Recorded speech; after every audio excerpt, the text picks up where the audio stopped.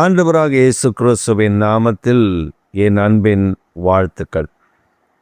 இந்த காலை வேளையில் நம்முடைய தியானத்திற்காக நாம் தெரிந்து கொள்கிற வேத வசனம் 1 தீமோத்தேயுவின் புஸ்தகம் 6ஆம் அதிகாரம் 12ஆம் திருவசனம். விசுவாசத்தில் நல்ல போராட்டத்தை போராடி நித்திய ஜீவனை பெற்றுக்கொள். விசுவாசத்தில் நல்ல போராட்டத்தை போராடி நித்திய ஜீவனை பெற்றுக்கொள்.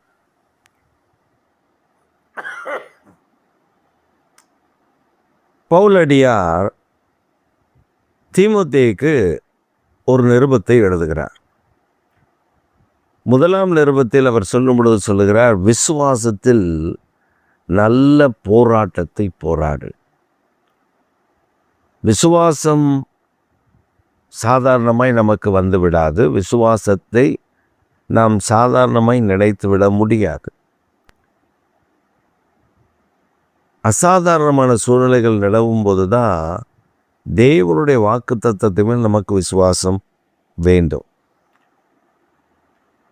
ஆண்டவர் சொன்ன வாக்குத்தத்தம் நிறைவேறுவதற்கான வாய்ப்பே இல்லை என்ற சூழலில்தான் நாம் ஆண்டவரை உண்மையாய் விசுவாசிக்க வேண்டும். இதான் போராட்டம். ஆபிரகாம் சாரால நீங்கள் பார்த்தீங்கன்னா, சாரால் கற்பம் செத்து போச்சு, வயதாகி போச்சு, மூப்பு. இனி எனக்கு ஒரு குழந்தை வாய்ப்பில்லை அப்படின்னு சாரால் சொல்லும் பொழுது வேதம் சொல்லுகிறது, ஆபிரகாம் தேவன் ஆபிரகாமோடு பேசின பொழுது ஆபிரகாம் அதை விசுவாசித்தான், அது அவனுக்கு நீதியாக எண்ணப்பட்டது. அப்போ அவன் விசுவாசித்தான். அவன் சரீரமும் தான் செத்து போச்சுன்றாங்க. அவன் சரீரம், அவனும் வயது சென்றவன் தான். சாராள் இடத்துல ஒரு குழந்தையை பெற முடியுமா என்கிற ஒரு பெரிய கேள்விக்குறிதான். ஆனாலும் அவன் விசுவாசித்தான். ஸோ விசுவாசம் 3 காரியங்களை செய்யும். விசுவாசம் தேவனுடைய காரியத்தை பார்க்கும். நல்ல கவனமாக மனதில் வச்சுக்கோங்க. விசுவாசம் தேவனுடைய திட்டத்தை, காரியத்தை பார்க்கும். விசுவாசம் தேவனுடைய வார்த்தைகளை, தேவனுடைய திட்டத்தை பேசும். விசுவாசம் தேவனுடைய காரியத்தில், தேவனுடைய தரிசனத்தை மட்டுமே கேட்கும். இப்போ நமக்கு இதுதான் போராட்டம். என்ன போராட்டம்? விசுவாசித்து தேவன் நமக்கு வைத்திருக்கிறதை காணக்கூடாதபடி போராட்டம். அது எப்படி ஆண்டவர் உனக்கு செய்வார், அது எப்படி ஆண்டவர் உனக்கு நடப்பிப்பார் இப்படின்னு பிசாசு நம்ம இடத்துல போராடுவோம். தேவ மனிதர்கள், தேவனுடைய பிள்ளைகளுக்கு விரோதமாக இப்படிலாம் இடமையில் இருப்பான். நம்மக்கிட்ட கேட்பான், நீ ரொம்ப பரிசுத்தவானா, நீ ரொம்ப பரிசுத்தமா, நீ பாவமே செய்யலையா, நீ இந்தந்த பாவமெல்லாம் செஞ்சுருக்க, அப்புறம் நீ எப்படி ஆண்டவர்கிட்ட நான் ஆண்டவருடைய பிள்ளை, என் ஜெபத்தை கர்த்தர் கேட்பார், போவார், வருவார், நீ எப்படி சொல்கிற? அது எப்படி ஆண்டவர் கேட்பார்? நீ இவ்வளோ பாவம் செஞ்சு, இவ்வளோ அக்கிரமம் பண்ணி, இவ்வளோ காரியத்தை செய்திருக்கிற, அது எப்படி ஆண்டவர் உனக்கு இந்த பாவத்தெல்லாம் செஞ்சுட்டு நீ ஆண்டவர்கிட்ட போனால் ஆண்டவர் உனக்கு மன்னிச்சு ஏற்றுக்குவாரா அப்படின்னு நம்மகிட்ட ஒரு கேள்வி கேட்பான். ஆனால் இதில் தான் நம்முடைய விசுவாசம் விளங்க வேண்டும். எப்படி விளங்கணும்னா, நான் சொல்ல வேண்டியது, நான் என்னுடைய இயேசுவை விசுவாசிக்கிறேன், நம்புகிறேன். அவர் எனக்காக மரித்து இரத்தம் சிந்தி 3ஆம் நாள் உயிரோடு கூட எழும்பினார். அவருடைய இரத்தத்தினாலே நான் கழுவப்படுகிறேன். வேறொரு காரியத்தில் அல்ல, வேறொரு புண்ணியத்தில் அல்ல, என் நீதியில் அல்ல. இயேசுவின் இரத்தம் என்னை சுத்திகரிக்கிறது, என்னை கழுவுகிறது. அவர்தான் என்னை சுத்திகரிக்கிறவர். இந்த விசுவாசம் நமக்குள்ளே இருக்கணும். அப்போ தான் அவனை மேற்கொள்ள முடியும். அப்போ நம்ம வாயில் பேசும் பொழுது இந்த விசுவாச வார்த்தைகள், இயேசுவின் இரத்தத்தில் நான் கழுவப்பட்டிருக்கேன், நீ என்னை குற்றப்படுத்த முடியாது. ஏன்னா அவர் என் பாவத்தை அவருடைய முதுகுக்கு பின்பாக எறிந்து விட்டார். கிழக்குக்கு மேற்குக்கு எவ்வளவு தூரமோ அவ்வளவு தூரம் அதை அகற்றி விட்டார். ஆதலால் நான் விசுவாசிக்கிறேன், தேவனாகிய கர்த்தர் எனக்கு நல்ல மன்னிப்பை, பாவ மன்னிப்பின் நிச்சயத்தை தந்திருக்கிறார். ஆமென். ஆண்டவர் ரெண்டாவது அங்கே அந்த வேதத்தை நம்ம வாசிக்கும் பொழுது அங்கே சொல்லப்படுது, நித்திய ஜீவனை பெற்றுக்கொள். விசுவாசத்தில் நல்ல போராட்டத்தை போராடி நித்திய ஜீவனை பெற்றுக்கொள். நாம் நித்திய ஜீவனை குறித்து அக்கறையற்றே இருக்கிறோம். ஒரு அக்கறையும் கிடையாது. நித்திய ஜீவனை பற்றி ஒரு நினைப்பில்லை, ஒரு அக்கறை இல்லை. நம்ம வாழ்க்கையில் நம்ம நினைக்கிறோம், எனக்கு இது வேணாண்டவரே, அது வேணாண்டவரே, இது வேணாண்டவரே, அது வேணாண்டவரே அப்படின்னு சொல்லி இவைகள் மேலே நோக்கமாக இருக்கிறோம். இன்றைக்கெல்லாம் பாருங்கள், துபாயில், சவுதியில், துவாஹாவில், பக்கத்தில் இருக்க அரப் நாடுகள், யுஏஇ முழுசுமே தீப்பற்றி எரிகிறது. அங்கே இருக்கிற ஜனங்கள் நூற்றுக்கணக்கான, ஆயிரக்கணக்கான பேர் மரித்திருக்கிறார்கள். ஆங்காங்கே குண்டு வெடிக்கிறது. ஆங்காங்கே அந்த எந்த நேரத்தில் ஏவுகணை வரும், எந்த நேரத்தில் குண்டு வெடிக்கும் தெரியாது. அப்படி துபாயில் பெரிய பணக்கார நாடு. அந்த நாட்டுக்குள்ளே போய் அப்படி சுற்றி பார்த்துட்டு, நான் துபாய் போயிட்டு வந்தேன்னு பெருமையாக கால் தூக்கி விடுற அந்த நிலைமை இப்போ இல்லை. அதெல்லாம் இல்லை, அதெல்லாம் மாறிடும். அதெல்லாம் மாறி போச்சு. இப்போ நிறைய இடத்துல பார்த்திங்கன்னா சுடுகாடாக இருக்குது. எல்லாம் அழிந்து, கட்டிடங்கள்லாம் இடிந்து, அழகான பட்டணமாக இருந்ததில் அவலட்சணமான பட்டணமாய் மாற்றப்பட்டிருக்குது.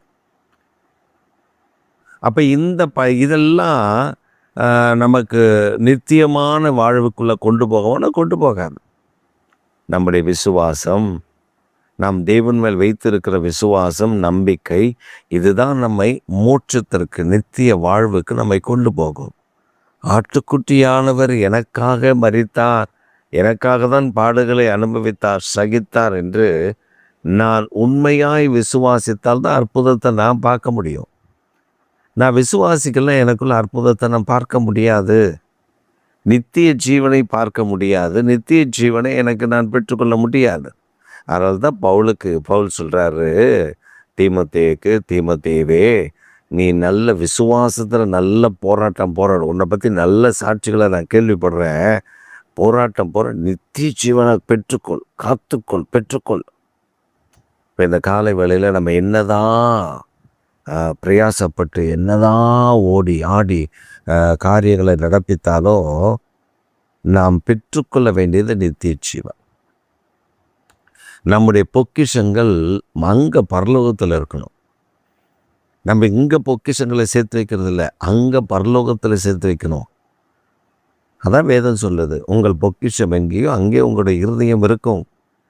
நம்ம இருதயம் எங்கே இருக்கணும்? தேவன் மேலே இருந்துச்சுன்னா நம்முடைய பொக்கிஷம் தேவனிடத்தில் இருக்கும். இந்த பூமியில் சேர்த்து வச்சா திருடன் திருடிடுவான், அக்கினி எரிச்சிரும், கரையா அரிச்சிரும், துரு பிடிச்சிரும். ஆனால் நாம் சேர்த்து வைக்க வேண்டிய இடம் தேவனுடைய சமூகம், தேவனுடைய பிரசன்னம். அங்கே அது பத்திரமா இருக்கும். அதைத்தான் ஆண்டவர் நமக்கு கற்றுக் கொடுக்கிறார். வேதம் அதைத்தான் நமக்கு சொல்லிக் கொடுக்கிறது. அதனால் இந்த காலை வேளையில் விசுவாசம் 3 காரியங்களை செய்யும். விசுவாசம் பார்க்கும். ஆபிரகாம் இடத்துல குழந்தை இல்லைதா, ஆனால் அவன் பார்த்தா. எப்படி பார்த்தா? ஆதியாகமம் 15ஆம் அதிகாரத்தில் நீங்கள் வாசி பார்த்தீங்கன்னா, ஆபிரகாமை வெளியில் கூப்பிட்றாரு கர்த்தர். ஆபிரகாமே, உன் கூடாரத்தை விட்டு வெளில வா. முதல்ல வெளியில் வந்தான். அண்ணாந்து பாரு, வானத்து நட்சத்திரங்களை என்ன கூடுமான உன் சன்னதி என்ன கூடும். அப்படி அவன் அண்ணாந்து பார்க்குறான். ஒரு வேத பண்டிதர் சொல்கிறாரு, இவன் வானத்தை அண்ணாந்து, ஆபிரகாம் அண்ணாந்து பார்த்த பொழுது ஒவ்வொரு நட்சத்திரமும் அவனை தகப்பனே, தகப்பனே, தகப்பனே, அப்பா அப்படி என்று அழைத்திருக்கும். நீ இயேசு கிறிஸ்துவனுடைய காலத்தில் அப்படியே அங்கேருந்து இயேசு கிறிஸ்துவனுடைய காலத்துக்கு வந்தீங்கன்னா அங்கே சொல்கிறாங்க, ஆபிரகாமின் பிள்ளைகள் நாங்கள். எல்லாரும் சொல்கிறது தான், நாங்கள் ஆபிரகாமின் பிள்ளைகள். இஸ்லாமியர் சொல்லுகிறது நாங்கள் ஆபிரகாமின் பிள்ளைகள். யூதர்கள் சொல்லுகிறது நாங்கள் ஆபிரகாமின் பிள்ளைகள். கிறிஸ்தவர்கள் சொல்லுகிறது நாங்கள் வாக்குத்தத்தத்தின்படி ஆபிரகாமின் பிள்ளைகள். இப்போ இத்தனை கூட்டத்தார் ஆபிரகாமின் பிள்ளைகள் என்று சொன்னால், வானத்து நட்சத்திரங்களை விட மணலை விட ஆண்டவர் எவ்வளவு பெருக பண்ணியிருக்கிறார் என்பது தான் ஆச்சரியம். ஆபிரகாம் அதை பார்த்தான். அதான் விசுவாசம்.